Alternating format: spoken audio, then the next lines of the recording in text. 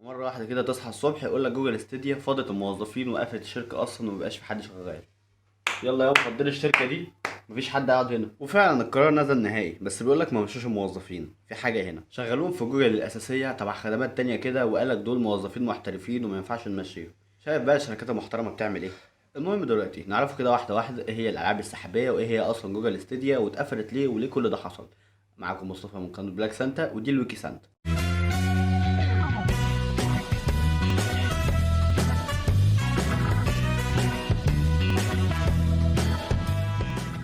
زمان بقى كان عشان تلعب لعبة أو تشغل حاجة لازم جهاز معين بمواصفات محددة، ولو قلت عن الطبيعي أو المتوقع بتشتغل بخدمة أقل، يا إما ما بتشتغلش أصلا. دلوقتي خلاص بقى في الألعاب السحابية أو الكلاود جيمنج، ودلوقتي خلاص بتقدر تلعب على أي جهاز بأول مواصفات محدودة، والخيال بقى حقيقة. تخيل الريدم 3 ممكن يشغل لك اساسن كريد عادي يعني، والجي تي في كمان لو تحب، عن طريق بس مباشر بيتعامل بينك وبين الشركة، بيشغلك اللعبة عندك على التليفون أو على الجهاز اللي أنت طالب فيه الخدمة ديت، زي 3 دي، وبتلعب اكنه جهازك. من التقنيات الاساسيه اللي اشتغلوا بيها في الحاجات ديت وكانت الحوسبه السحابيه. طب هو ايه الحوار اصلا ده وبيشتغل ازاي؟ هنا بيستعمل جهازين، جهاز الخادم وجهاز العميل. وهنا جهاز الخادم بيجي هنا بمجموعه اجهزه فيها كميه قوه تحميل بيانات وتخزين كبيره قوي، عشان تشتغل لمده 24 ساعه وتستحمل كل حاجه ما تقفلش اصلا.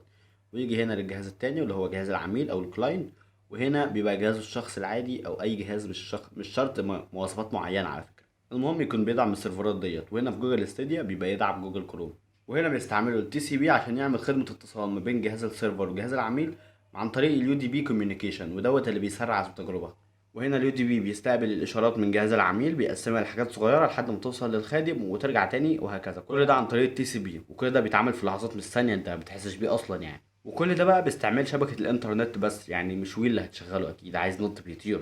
المهم يعني باخر فترة التقنية ديت اتطورت جامد واشتغل فيها شركات كتير زي نفيديا جي 4 وبلاي ستيشن ناو واكس بوكس وشركات غيرها تانية. بس ما كانتش الخدمة بتبقى عليها قوي، يعني اللي هو بيبقوا مهتمين بيها قوي، وسيرفرات كتيرة وتحديثات وهكذا يعني، انت فاهمني. جت بقى جوجل وفتحت لك شركة جوجل ستيديا وقالت لك انا اللي هاملة الجاب ديت، وفي جاب في السوق والناس مش مهتمية، فيا معلم بقى تعالى لي هنا انا البطل، وهننقل المجال ده عالم تاني ومش عارف ايه. وعملوا جامدين يعني من الاخر بتطوير اسم بروجكت ستريم، واتأسست سنة 2019، مش من فترة كبيرة يعني. ايوه يعني إيه المميز اللي جوجل هتدوله الناس هتخلي الناس تسيب المنتجات ديت وتروح لجوجل نفسها؟ من مميزاته هنا انه ما كانش محتاج اي مكونات حرفيا، بقى بيشغلوه على اي حاجة، حتى في المؤتمر شغلوه لك على تليفون وعلى تلفزيون وعلى كمبيوتر وعلى لاب، على اي حاجة. المهم بس يكون بيشغل نت وبيدعم جوجل كروم.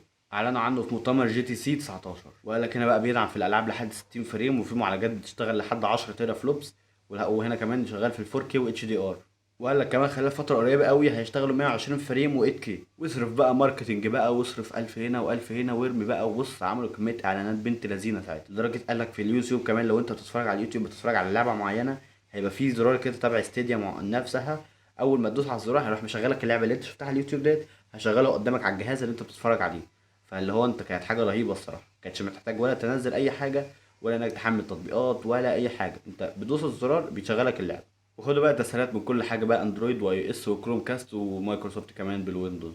من قوتها الناس سمتها نتفليكس الالعاب، اللي انت حرفيا انت بتبقى قدامك قائمه العاب، اول ما بتدوس على اللعبه اللعبه بتشتغل قدامك على طول من غير اي حاجه. وعملوا لها كمان كنترول مخصوص ليها ستيديا، بس بتعمل كان عامل 60 دولار ولا حاجه، والاشتراك الشهري بتاع ستيديا كان عامل بتاع 10 دولار، وكل لعبه بتشغلها بتشتريها. وفعلا اتعاقدوا مع ناس كتير، ومن اشهرهم كانت يوبي سوفت اللي نزلت فيها اجزاء كتيره من اساس الكريد. وتعاقدات كتير بقى وشغل ياما بقى من اجهزه يمين وشمال، بلاي ستيشن واكس بوكس، والدنيا كانت خربانه ساعتها.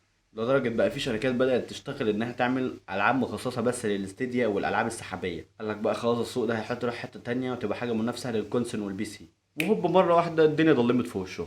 ما جالهمش عدد الكلاينتس اللي هم كانوا عارفينه، وكانوا عايزين عدد معين بس للاسف ده ما وصلوش، ولا الشركه بدات تخسر، فخلاص قرروا يقفلوها على يناير 2023.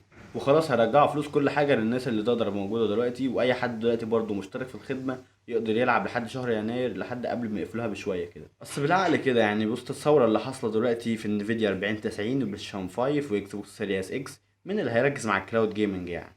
وقول لي انا رايك تحت في الكومنتات، ايه رايك في الكلاود جيمنج، وهل ليه مستقبل بعد كده، وهل هيتطور ولا خلاص هو كده مات؟ ولو ما تشوفنا ما تنساش تدعمنا باللايك والشير والسبسكرايب، ما تنساش تفعل زر الجرس عشان يوصلك كل جديد، وتتابعنا تحت على كل البلاتفورمز بننزل عليهم كلهم، ونستناكم فيديوهات كتيرة جاية جامدة، ومع السلامة.